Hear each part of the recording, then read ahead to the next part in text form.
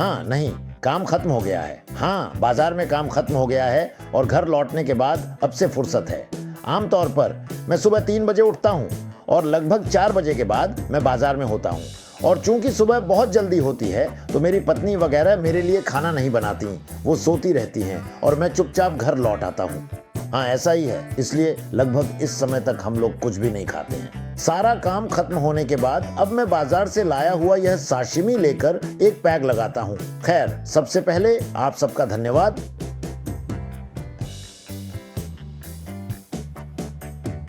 तो अब मैं ये सब तुम्हें समझा देता हूँ। सबसे पहले ये देखो, ये तो तुम समझते होगे, ये है ट्यूना, ट्यूना के सिर का हिस्सा। यहाँ पर ये लगभग चूटोरो और अकामी के बीच जैसा होता है। हाँ, बहुत ही स्वादिष्ट।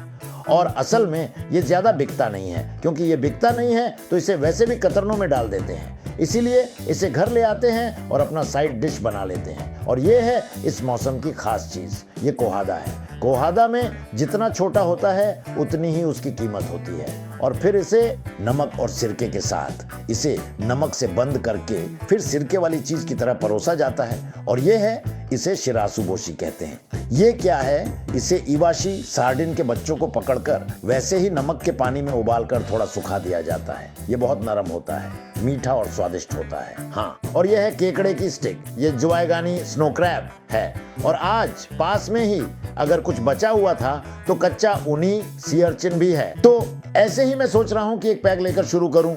ऐसे करते हैं, वसाबी को भरपूर मात्रा में इस सोया सॉस में इस तरह घोल देते हैं। वैसे तो वसाबी को ऊपर रखकर खाना बहुत शालीन और अच्छा लगता है, लेकिन असल में इस तरह से खाना ही असली स्वाद देता है। हाँ, स्वादिष्ट है। मुझे लगता है कि भारत के लोग ज्यादा ट्यूना मछली नहीं खाते होंगे, लेकिन सच में ट्यूना बहुत स्वादिष्ट होती है। अब ये डेकोहादा है के साथ पहले वाला। हाँ, ये बहुत स्वादिष्ट है। अब ये ऊनी है और ये वास्तव में खास है। ये ऊनी का अंडाशय है ना? ये बहुत ही अनोखा और स्वादिष्ट अनुभव है। और इस ऊनी को भी हल्का सा सोया सॉस लगाकर।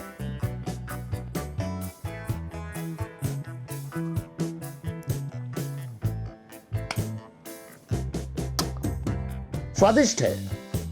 ऊनी जो है सच में मुंह में रखते ही पिघल जाती है और फिर बाद में धीरे धीरे उसकी मिठास पूरे मुंह में फैल जाती है। वाकई में बहुत स्वादिष्ट है। खैर, ऐसे ही जब एक बोतल बियर पी लेते हैं तो बिल्कुल सही सा मूड बन जाता है और सिर्फ मछली से भी पेट भर जाता है। लेकिन फिर भी, है ना, ये तो जापानी लोगों की बात है, या कहें कि वाशोकु जापानी भोजन में यह आम बात है कि आखिर में हमेशा चावल जरूर खाते हैं। लेकिन सिर्फ सफेद चावल खाना थोड़ा फीका लगता है, इसलिए हमने इसके लिए ऐसी बढ़िया चीज सोची है। देखिए, चावल को अच्छे से धो लें, फिर पानी की जगह इसे डालें, सामग्री के साथ इसे राइस कुकर में डालें और स्विच ऑन कर दें। बस बनकर तैयार हो जाएगा। अरे, इस बार ये है होटेटे गोहन शंख के साथ चावल।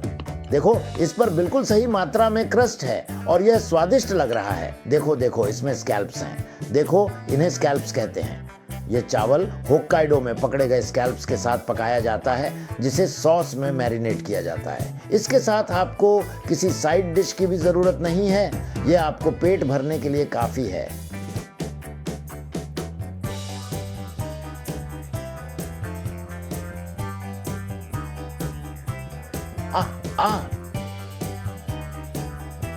वाह, स्कैल्प्स की खुशबू यूं ही, और चावल की मिठास और भी उभर कर आती है। खैर, चावल धोने के बाद इसे बस ऐसे ही डाल दो, बस डालकर स्विच ऑन कर दो और इसी तरह से इतना स्वादिष्ट तकी कोमी चावल बन जाता है। जी हाँ, ये मिठाई के उत्पाद हैं। हाँ, ये गुड़गांव और न्यू दिल्ली में स्थित मानामी नामक एक जापानी रेस्टोरेंट में बेचे जा रहे हैं। वहाँ सुजुकी अकीरा नाम के एक जापानी शेफ हैं। कृपया आप सभी वहाँ जरूर जाएं, ऐसी मेरी आशा है।